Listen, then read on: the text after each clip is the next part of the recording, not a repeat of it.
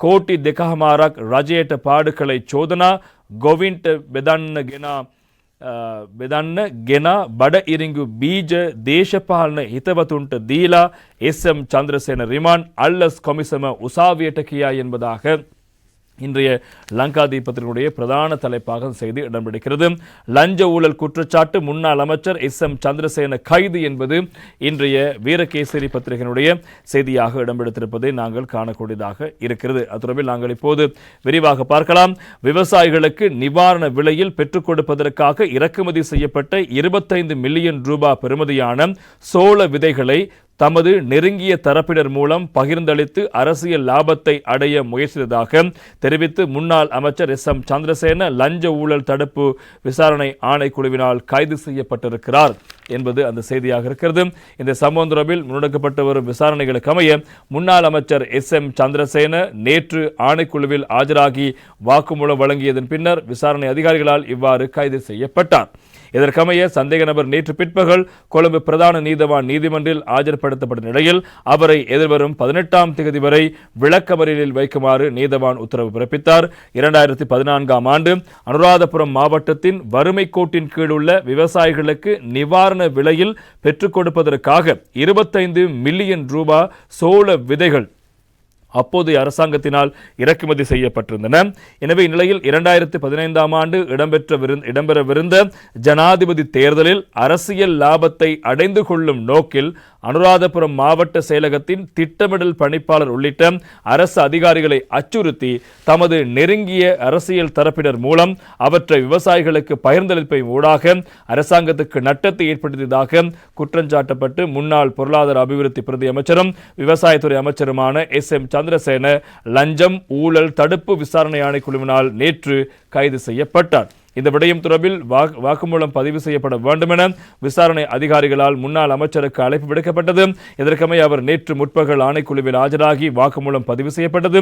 பின் விசாரணை அதிகாரிகள் கைது செய்திருந்தார்கள். இதற்கமைய சந்தேக நபரான முன்னாள் அமைச்சர் எஸ்.எம். சந்திரசேன மற்றும் நேற்று பிற்பகல் கொழும்பு நீதவான் நீதிமன்றில் ஆஜர்படுத்தப்பட்ட நிலையில் அவரை எதிர்வரும் 18ஆம் தேதி வரை விளக்கமறியலில் வைக்குமாறு நீதவான் உத்தரவு பிறப்பித்தார். எனவே இவருடைய இந்த சம்பவம் தொடர்பாக மேலும் தெரிய வருகின்ற விடயங்கள் 2014ஆம் ஆண்டு 25 மில்லியன் ரூபாய் செலவழித்து வறுமை கோட்டின் கீழ் வாழ்கின்ற விவசாயிகளுக்கு இந்த சோள விதைகளை வழங்குவதற்கான இறக்குமதி மேற்கொள்ளப்பட்டது. ஆனால் 2015 ஒரு ஜனாதிபதி தேர்தல் வருகிறது.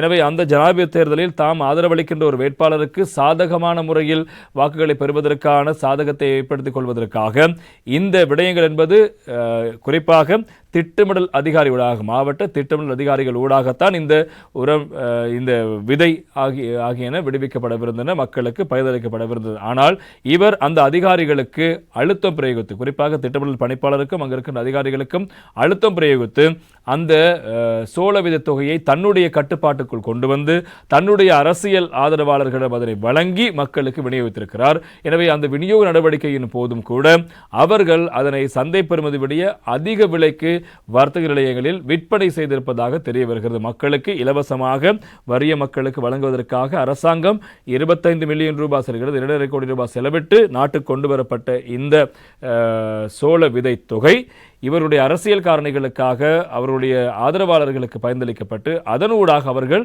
அதனை கடைகளில் விற்று பணம் பார்த்திருக்கிறார்கள். இதனூடாக அரசாங்கத்துக்கு 2.5 கோடி ரூபாய் நட்டம் ஏற்படுத்தப்பட்டிருப்பதாக சொல்லப்படுகிறது.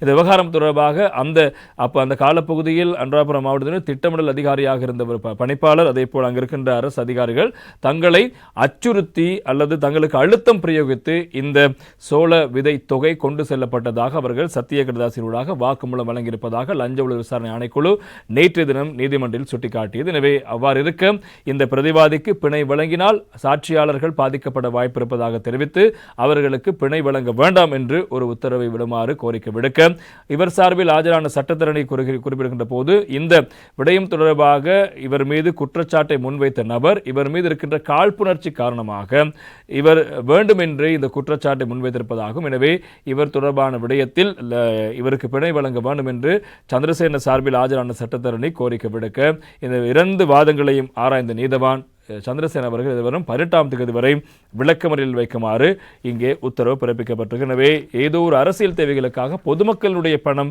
வீணடிக்கப்பட்டது, பொதுமக்களுக்காக வந்த நிவாரணங்கள் இவ்வாறு கொள்ளையிடப்பட்டிருக்கின்ற விடயங்கள் முக்கியமாக இப்போது தெரிய வருகிறது. இன்னும்